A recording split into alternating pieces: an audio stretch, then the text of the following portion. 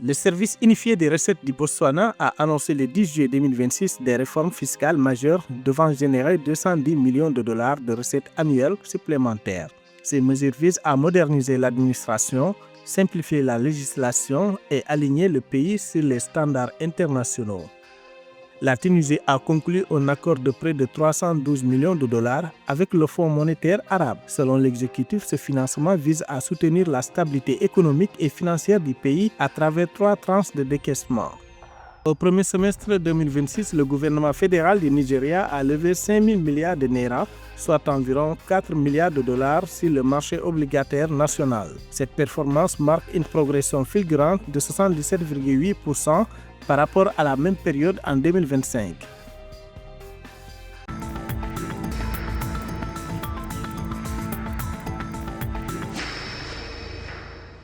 Le Botswana a lancé le 10 juillet 2026 une réforme fiscale menée par le service unifié des recettes du Botswana pour générer 210 millions de dollars de recettes annuelles. Cette initiative vise à moderniser l'administration, simplifier les lois et aligner le pays sur les standards internationaux pour limiter les pertes fiscales. Parmi les mesures clés, le taux d'imposition des sociétés, résidentes comme non résidentes, grimpe de 22% à 24,5%. L'objectif global est de renforcer le civisme fiscal tout en sécurisant les ressources nationales dans une économie mondialisée. Dans un contexte de mondialisation, nous souhaitons harmoniser nos données sur les revenus avec les exigences fiscales internationales. Compte tenu de la présence de multinationales opérant au Botswana, il est impératif d'intégrer toutes les normes de fiscalité transfrontalière à notre cadre réglementaire.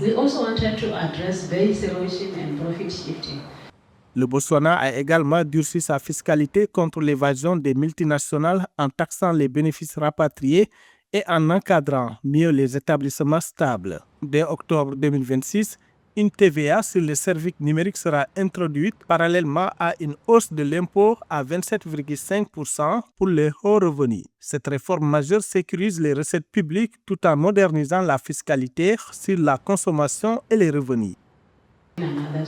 L'objectif fondamental de la lutte contre l'érosion de la base d'imposition et le transfert de bénéfices est de garantir que la valeur créée au Botswana y soit effectivement taxée. C'est le principe même de notre démarche. Par ailleurs, il est nécessaire d'élargir l'assiette fiscale pour protéger nos ressources nationales. Parmi les réformes majeures de l'impôt sur le revenu figure l'introduction d'une nouvelle tranche d'imposition ciblant les revenus supérieurs à 400 000 ou 500 000 dollars.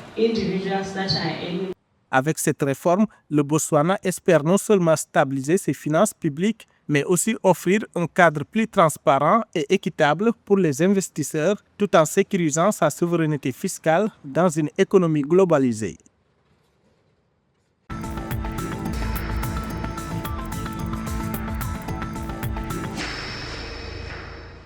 La Tunisie a conclu le 7 juillet 2026 un accord de près de 312 millions de dollars avec le Fonds monétaire arabe. Selon l'exécutif, ce financement vise à soutenir la stabilité économique et financière du pays à travers 3 tranches de décaissement. Le remboursement s'étalera sur 7 ans, incluant une période de grâce de 3 ans et demi. La Banque centrale de Tunisie précise que les paiements s'effectueront à 8 échéances semestrielles égales.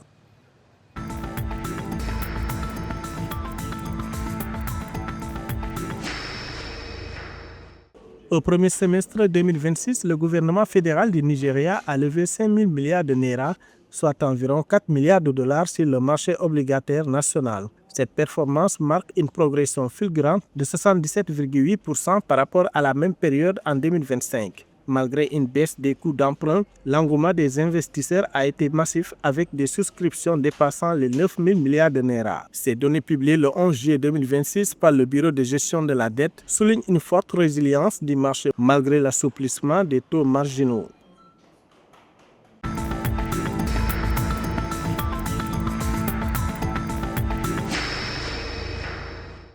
La présidence tanzanienne a officialisé le 11 juillet 2026 le lancement de son 4e plan national de développement 2026-31.